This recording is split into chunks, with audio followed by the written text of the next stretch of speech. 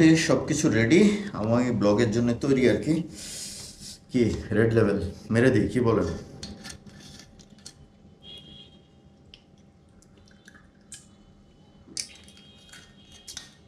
যা ভাবতেছেন তা কিন্তু না, এর ভিতরে মাল নাই, খালি বোতলই কেনা হয়েছিল। আপনাদের আশিক ভাইয়ের এই অভ্যাসগুলো নাই। হোয়াটএভার, খুলনাতে মোটো ব্লগিং নিয়ে একটু কথা বলি আজকে। ব্লগটা শুরু করার আগে, খুলনাতে মোটো ব্লগিংটা খুবই চ্যালেঞ্জিং। কারণ হচ্ছে কি, মোটো ব্লগিংয়ের ক্ষেত্রে আপনার কুইক উত্থানটা ডিপেন্ড করবে হচ্ছে একটা জিনিসের উপর। বেসিক্যালি জিনিসটা হচ্ছে, একটা বাইক যখন লঞ্চ করার যেদিন লঞ্চ করবে ওই দিনই আপনাকে একটা ভিডিও দিতে হবে। এরপরে ফার্স্ট উইকেই আপনি ওই বাইক নিয়ে যদি 2-3টা কন্টেন্ট করেন, এইভাবে যদি আপনি 2 বছর কন্টিনিউ করতে পারেন, 2 বছরে যতগুলো নতুন বাইক লঞ্চ করবে, প্রত্যেকটা বাইক নিয়ে বাইক লঞ্চিংয়ের দিন এবং লঞ্চিংয়ের 7 দিনের ভেতরে ওই বাইকটা নিয়ে মোটামুটি 3-4টা কন্টেন্ট করে ফেলবেন। দেখবেন 2 বছর এরকম করলে আপনার প্রায় 1 লাখ সাবস্ক্রাইবার হয়ে গেছে। বাট খুলনাতে এটা কিন্তু কোয়াইট ইম্পসিবল। কারণ হচ্ছে, একটা বাইক লঞ্চিংয়ের পরে খুলনাতে আসতে এই ভাই 15 দিন 1 মাস লেগে যায়। আর আসার পর ওই বাইকটা আপনি রাইড করবেন এরকম কোনো সুযোগ কিন্তু থাকে না। কারণ শোরুমগুলোতে টেস্ট রাইড অপশন থাকে না, বা ওইভাবে কোঅপারেশন অনেক ক্ষেত্রে পাওয়া যায় না। বাট রিসেন্টলি অনেক শোরুমই টেস্ট রাইড অ্যারেঞ্জ করতেছে খুলনাতেই। যেমন Suzuki Gixxer 250 test ride event চলতেছে, রয়্যাল এনফিল্ড চলতেছে, তারপরে সিএফ মোটো তো এই সেকেন্ড টাইম অ্যারেঞ্জ করতেছে। So this is good for the moto bloggers of Khulna. Whatever, CF moto NK300 এই বাইকটা লঞ্চ করছে অনেক দিন হয়ে গেছে, ইনফ্যাক্ট বেশ কয়েক মাস হয়ে গেল। আর আজকে আমি এটা রাইডের একটা সুযোগ পাচ্ছি হয়তো। Still I am not sure যে আমি এই অপশনটা পাবো কিনা, পসিবলি পাবো। কারণ সকালে আমার সঙ্গে সিএফ মোটোর যে খুলনা শোরুমের মালিক, ওনার সঙ্গে কথা হয়েছে। আমি ওনাকে বলছি, দেখেন ওইখানে তো এজেন্সি আছে, আমি গেলে তো ওরা আমাকে চিনবে না, ওরা ট্র্যাকে রাইড করতে দিল, সেটা দিয়ে আসলে আমার কোনো কাজ হবে না। আমি আপনাদেরকে আসলে ওই ট্র্যাকে 1-2 মিনিট রাইড করে কিছু বলতে পারবো না, জাস্ট একটা ভিডিওই হবে, আদারওয়াইজ ওইটা ইনফরমেটিভ কিছু হবে না। আর আপনারা জানেন আমি সবসময় ইনফরমেটিভ এবং রিয়েলিস্টিক কিছু জিনিস ভিডিওতে দেওয়ার চেষ্টা করি। এখন গিয়ে দেখি, এখন সকাল প্রায় 10:30 বেজে গেছে, যদিও আমার 10টায় যাওয়ার কথা ছিল, বাট বাইরে যথেষ্ট মেঘলা এবং বৃষ্টি শুরু হয়েছে। দেখি এখন বেরোনোর চেষ্টা করব, বৃষ্টি একটু কমলে। এখন গিয়ে দেখি যে বাইকটাকে আমি যদি আলাদাভাবে একটু পাই, তাহলে বেসিক্যালি আসলে অল্প সময়ের ভিতরে একটা 300cc বাইকের অনেক কিছু বলা পসিবল না। বাট আমি বেসিক যে জিনিসটা ট্রাই করব সেটা হচ্ছে 0 to 100 টেস্ট করার, প্লাস ফার্স্ট সেকেন্ড থার্ড গিয়ারের টপ চেক করার। এই টেস্টটা করতে পারলে এটা যে পাওয়ার টর্ক কোম্পানি বলছে, এটা আসলে কতটুকু রিয়েলিস্টিক বা আসলে কতটুকু বেটার, এই ফিলটা বলা যাবে। আসলে প্র্যাকটিক্যাল টেস্ট না করে জাস্ট রাইড করলাম, একটু এক্সিলারেট করে ওয়াও ওয়াও বলে দিলাম, পাওয়ার তো ভালো আছে, ওয়াও সুন্দর পাওয়ার, এটা সেটা, এগুলো আসলে কি বলে ডাল ভাত টাইপের ব্লগ হয়ে যায়। হোয়াটএভার, এর পাশাপাশি আরেকটা যে জিনিস করব সেটা হচ্ছে ব্রেক টেস্ট। 60 স্পিডে আমি প্রত্যেকটা বাইকের ব্রেক টেস্ট করে দেখি, 2টা ব্রেকই হার্ড ধরে দেখি যে সেফটি ডিস্টেন্স কত। আমি একটা ফিতাও নিয়ে যাব, আমি মেপে দেখবো 60 স্পিডে এটার ব্রেকিং ডিস্টেন্স কেমন হয়। ইনফ্যাক্ট এই 2টা টেস্ট করতে পারলে বাকি জিনিসগুলো আসলে অনেক বড় বিষয় না। আমার মনে হয় পরবর্তীতে কোনো রিভিউ করলে তখন ডিটেলস এগুলো বলা আমার জন্য খুব সুবিধা হবে। যেহেতু বেসিক, আমার মনে হয় এই 2টা টেস্ট করলেই একটা বাইকের 50% রিভিউয়ের কাজ হয়ে যায় বা রিয়েলিস্টিক জিনিস হয়ে যায়। হোয়াটএভার, তাহলে চলেন এখন ময়ূরীতে যাই। এখনও শিওর না, গিয়ে বাইকটা আমি আমার মতো করে কিছু সময়ের জন্য পাবো কিনা। যদি পাই তাহলে কন্টেন্টটা পাবলিশ হচ্ছে। আর কন্টেন্টটা যেহেতু আপনারা দেখছেন, তার মানে ডেফিনেটলি আমি সেটা পারছি এবং আপনাদেরকে মোটামুটি খুব মিনিমাম সময়ে একটা রিয়েলিস্টিক বা প্র্যাকটিক্যাল ফিডব্যাক দেওয়ার চেষ্টা করছি। চলেন যাই।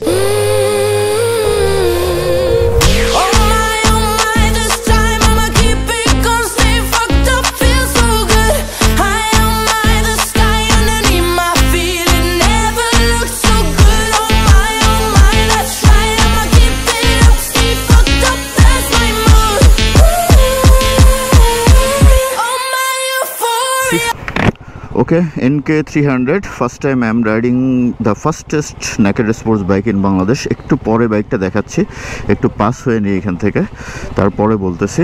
আর আমি একটু বেশি সময় পাবো ইনশাল্লাহ, but initially this is vibrating good.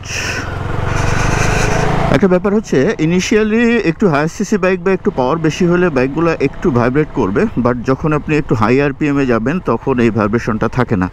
ও আচ্ছা, এখান থেকে বেরোনোর উপায় নাই, তাহলে আমাকে ওই দিক দিয়ে বেরোতে হবে। টার্নিং রেডিয়াসটা একটু চেক হয়ে যাক। Yes, good, excellent turning radius.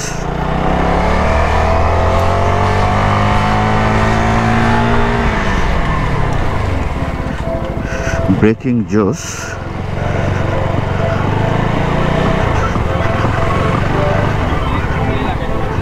বলা আছে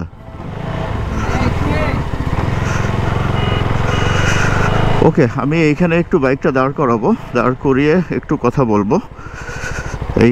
এইখানে বাইকটা একটু দেখিয়ে ইনিশিয়াল কিছু স্পেস আপনাদেরকে দিয়ে দিই। ওরা জানে না, যে কারণে ওরা একটু হেল্প করার চেষ্টা করছে। হোয়াটএভার, এই বাইকটার প্রথম যে বিষয়টা আমি বলবো সেটা হচ্ছে, অনেকে মনে করেন এটা হচ্ছে SR300 same engine, but this is not. এটার ইঞ্জিন একেবারে আলাদা।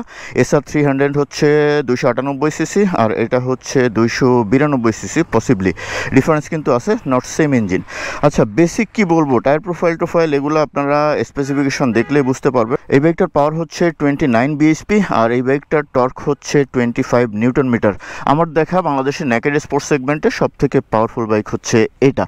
আমার মনে হয় এর থেকে বেশি পাওয়ারফুল নেকেড স্পোর্টস সেগমেন্ট এখনও বাংলাদেশে আসে নাই।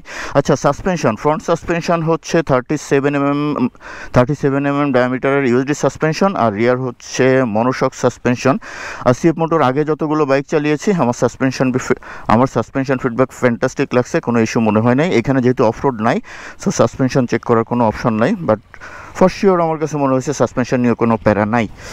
টায়ার প্রোফাইল হচ্ছে ফ্রন্টে 110 সেকশনের টায়ার, 110/70 সেকশনের টায়ার, মানে টায়ারটা হচ্ছে 110 মিলিমিটার চওড়া আর তার 70% হচ্ছে টায়ারটার হাইট, মানে টায়ারটার হাইটটা একটু কম আর চওড়াটা একটু বেশি।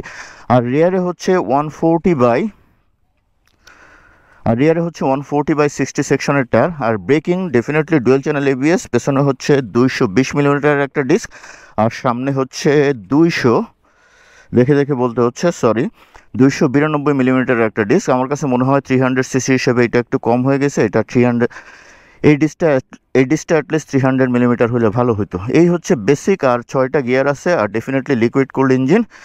This is the look, definitely aggressive. আর সিট নিয়ে একটু পরে বলতেছি, pillion seat by naked sports, so ওই লেভেলের কমফোর্ট আশা করলে তো হবে না। হোয়াটএভার, রাইড করি। এই যে হচ্ছে চাবি, একেবারে খারাপ না, সুন্দর। এই স্টিলটার জন্য একটু প্রিমিয়াম ভাব লাগতেছে, সিএফ মোটর লেখা আছে। ওকে, এই হচ্ছে এইখান থেকে লুকটা, সেক্সি বেলি, দ্যাটস গুড। আচ্ছা, প্রথমে সিট হাইট নিয়ে বলি। আমি হচ্ছে 5 ফিট 6, আমি ফুলি কমফোর্টেবল, মানে 5 ফিট 4-5 হলে আমার মনে হয় এই বাইকটা ইজিলি চালাতে পারবেন। ওকে, আর সিটে বসলেই প্রথম যে ফিলটা হবে, সাসপেনশনের প্লেটা টের পাবেন, সুপার সফট সাসপেনশন। ওকে, সাইড স্ট্যান্ডটা উঠিয়ে দিয়ে চাবিটা দিয়ে, আচ্ছা, সুইচের আগে মিটার দেখেন, 5 ইঞ্চি TFT ডিসপ্লে। এরকম একটা মিটার একটা বাইকে দিলে একটা প্রিমিয়াম ফিল এমনিই চলে আসে, একটা ভালো লাগা কাজ করে। এটাতে 2টা মুড আছে, এই যে এই সুইচ এখন চলে গেল ইকো মোডে, এটা হচ্ছে স্পোর্টস মোডে। আমি স্পোর্টস মোডেই রাইড করব। সুইচ মোটামুটি প্রিমিয়ামই লাগছে, ভালো লাগছে। আমি একটা 0 to 100 ট্রায়াল দেওয়ার চেষ্টা করব ওই পাশের রোডে। হোয়াটএভার, স্টার্টটা দিয়ে দিই। সর্বোচ্চ 30 মিনিটস আমি সময় নিতে পারবো।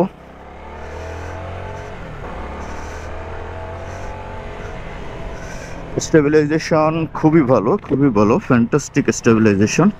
আর পাওয়ার তো সেই লেভেলের রে ভাই, 300 সিসি, সো পাওয়ার তো আসলে ওই লেভেলের হবেই।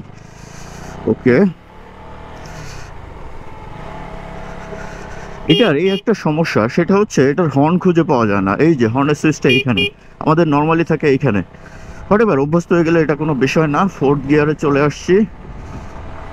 দেখেন, RPM যত বাড়তেছে বাইকটা কিন্তু স্মুদার হয়ে যাচ্ছে, মানে লো RPM এ একটু ভাইব্রেশন ফিল হবে, বাট হাই RPM এ কিন্তু এটা ফিল হবে না। ওরে বাপ রে বাপ, 4th গিয়ারে যে লেভেলের পাওয়ার ডেলিভারিটা দিচ্ছে, সেই আমি একটু 0 to 100 মারবো। কোন রোডে মারবো?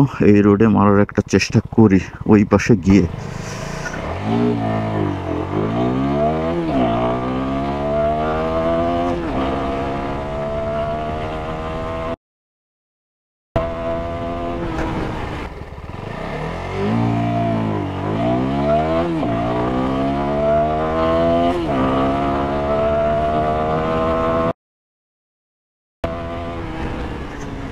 ওকে, 0 to 100 ট্রায়াল শেষ। মেবি মিনিমাম টাইমে হয় নাই, আরও হয়তো 1 সেকেন্ড কমে পসিবল। আমার মনে হয় না যে আর দরকার আছে।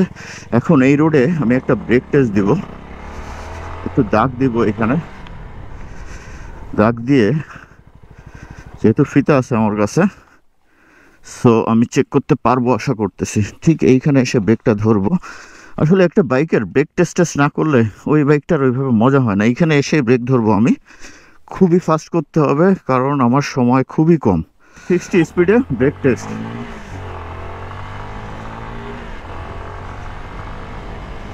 60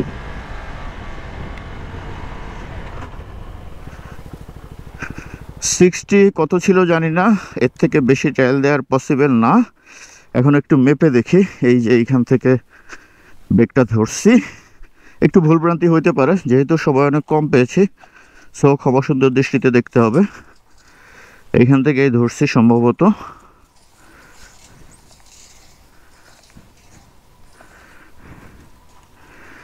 এই হচ্ছে 16 ফিট এই দাগ। ওকে,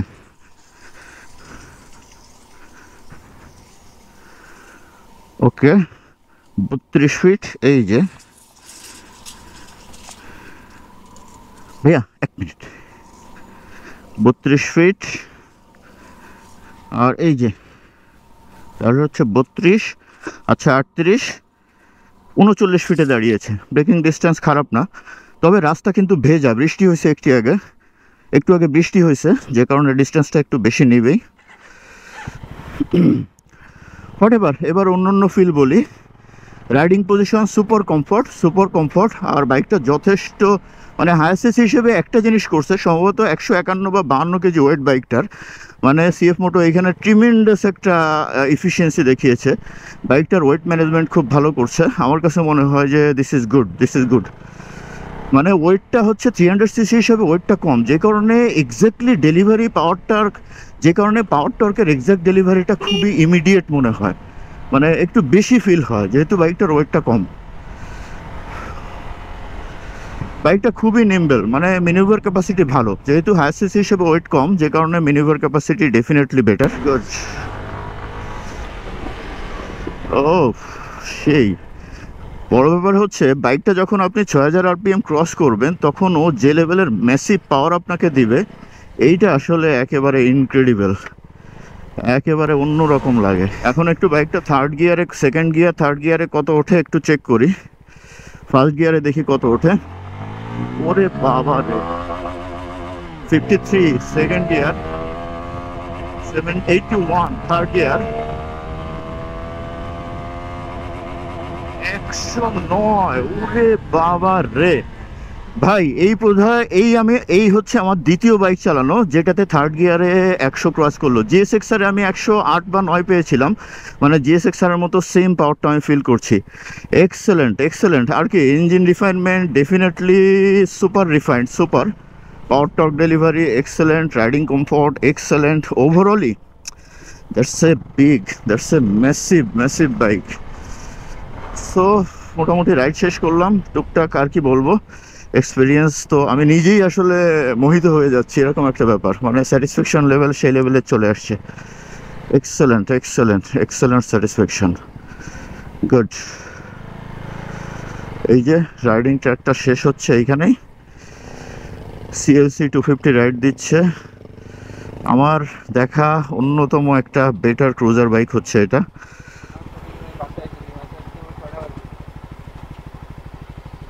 এই নিউট্রাল হচ্ছে না কেন? ওকে, নিউট্রাল হওয়ার দরকার নেই, এবার হয়েছে। হোয়াটএভার, এটা চাপা হয়ে যাচ্ছে বারবার হর্নের জন্য, কারণ হর্নের সুইচটা একটু অড জায়গাতে। Whatever, just look at this look, beautiful. This is the কি ব্রাদার, থ্যাঙ্কস। মানে চরম পাওয়ারফুল একটা মেশিন। বেটার সব থেকে যেটা লাগছে, এটার ওয়েট ম্যানেজমেন্টটা ভালো করছে, 152 কেজি পসিবলি, যে কারণে আপনার পাওয়ারটার ফিলটা মানে ম্যাসিভ মনে হয়, ম্যাসিভ। ব্রেক টেস্টটা দিতে পারছি। সো এখন এই ভাইয়া রাইড করবে, সো বাইক দেখাইতে আর কি, এরপরে যদি সুযোগ হয় তখন একটা ফুল রিভিউ করে দিব। But trust me guys, I just love this bike, this is massive. Power টর্কের যে ডেলিভারিটা, সাসপেনশন, ব্রেকিং, ওভারঅলি এক্সেলেন্ট। আর সিএফ মোটর প্রোগ্রাম আজকে আসলেই ভালো লাগতেছে। আগে একদিন করছিল, ওই দিন আসলে লোকজন কম ছিল, অনেক রোদ ছিল তখন, বাট আজকে মোটামুটি মনে হচ্ছে একটা উৎসব ভাব আছে। That's good. ওকে, তাহলে আজকের মতো এখানেই রাখি। আরও অনেকের আসার কথা ছিল, বাট বৃষ্টির জন্য আসতে পারে নাই। আমাদের মুসাফের আসার কথা ছিল ড্রোন নিয়ে, সেক্ষেত্রে আমরা কিছু ট্র্যাকিং শর্টকাট নিতাম, অনেক কিছু দেখাতে পারতাম, বাট আনফর্চুনেটলি দেখাতে পারি নাই। আর 300 নিয়ে ইনশাল্লাহ খুব শীঘ্রই রিভিউতে ডিটেলস কথা হচ্ছে। But basic 0 to 100 brake test কিন্তু করে ফেলছে। That's it. ওই যে 300 রাইড করে আসলো। দেখি ভাইয়ের কাছে একটু জিজ্ঞেস করি কেমন হয়েছে। চরম। কেমন লাগলো ভাইয়া? পাওয়ার ডেলিভারিটা, হ্যাঁ, প্লাস পাওয়ার টর্ক রেসপন্সটা খুবই ভালো, মানে পাঁচটা সেই, মানে সব কিছু ওভারঅলি কেমন লাগছে আপনার কাছে? কোনো ফিডব্যাক লাগছে যে এটা একটু কম ভালো বা এটা ডেভেলপমেন্ট দরকার আছে? ব্রেকটা জোস। আর 4 পিস্টন ক্যালিপার তো, যে কারণে আপনার রেসপন্সটা ইমিডিয়েট করে। যদিও আমি একটা ব্রেক টেস্ট করে ফেলছি, বুঝছো? হ্যাঁ, অনেক কম সময় তারপরেও করে ফেলছি। হ্যাঁ, 0 to 100 ব্রেক টেস্ট দুইটাই করে ফেলছি। কন্ট্রোলিং ভালো, আর আপনার সিটিং পজিশনটা খুব ভালো করছে। এই যে এখন আরেক ভাইয়া চালাচ্ছে, গুড। ওকে, তাহলে আপাতত রাখি।